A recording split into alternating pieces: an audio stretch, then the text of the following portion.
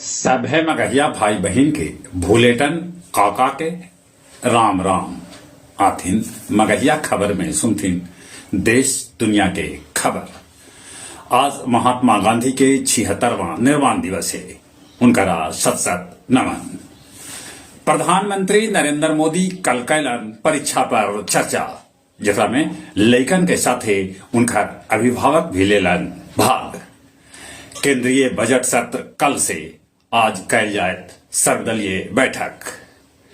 बिहार के मुख्यमंत्री नीतीश कुमार अपन पार्टी के सांसद सभा से कहलका है कि वो बजट सत्र में बिहार के विशेष दर्जा के मांग संसद में उठौथन।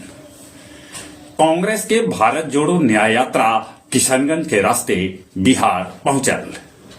ईडी पूर्व मुख्यमंत्री और रेल मंत्री लालू यादव से कल 10 घंटा कैलक पूछताछ। शेखपुरा के महिंद्रा फाइनेंस ऑफिस से 5 लाख रुपया लुटेरा लूट ले गलन। डिहरी स्टेशन पर 2.9 लाख के ब्राउन शुगर के साथे 2 तस्कर के पुलिस कैलक गिरफ्तार। मालदीव के राष्ट्रपति मोहम्मद मुइजू पर महाभियोग प्रस्ताव जल्दी लावल जा सका है। INS सुमित्रा ईरान के जहाज के समुद्री लुटेरा से बचौलक। निर्वाचन आयोग रूसी राष्ट्रपति पुतिन के नाम उम्मीदवार के रूप में पंजीकृत कैलक।